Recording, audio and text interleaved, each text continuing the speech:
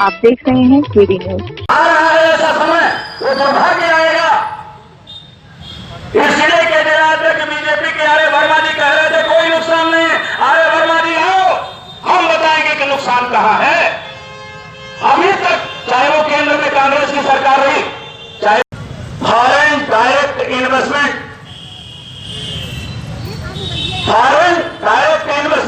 विदेशी कंपनियां भारत। आज एफडीआई के बाद क्या हुआ? प्रधानमंत्री ने एफडीआई लागू कर दिया। एफडीआई लागू करने न्योता दे दिया। 28 विदेशी कंपनियां भारत के बॉर्डर पे किसानों के।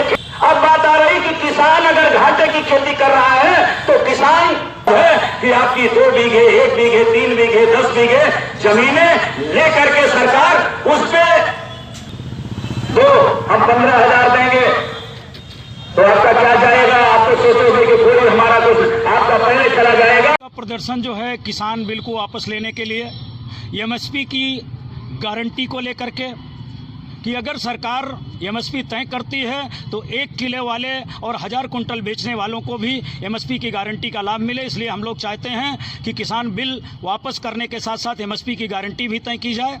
और जब मंडी एक्ट समाप्त किया जा रहा है तो मंडी जो हमारी जनपद सुल्तानपुर की या पूरे भारत की 7000 मंडियां जो लमसम 18 से 20 करोड़ रुपए सालाना कमाती थी, सरकार को बजट जाता था, अगर ये मंडी एक्ट समाप्त हो रहा है तो सरकार कह रही मंडी एक्ट बना रहेगा, तो मंडी एक्ट समाप्त हो रहा है जिसमें से 42 जिनसें बाहर कर दी गई हैं। वो पैसा सरकार भरपाई कहाँ से करेगी? दूसरा, कृषि को उद्योग का दर्जा क्यों नहीं दिया जा रहा है? इन सारी बातों को लेकर के कल यही प्रधानमंत्री जी जीएसटी का विरोध कर रहे थे, एफडीआई का विरोध कर रहे थे।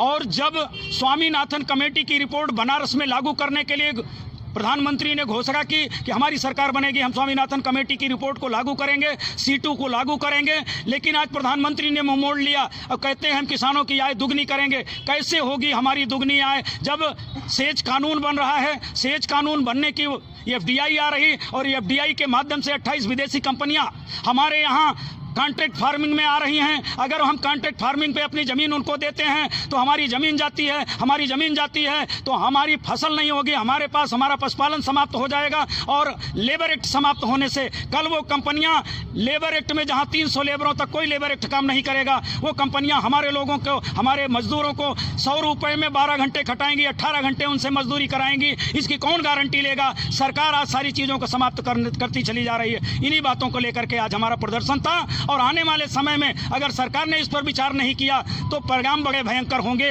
ये इसलिए हम आज उसमें आए हैं। आप देख रहे हैं केडी न्यूज।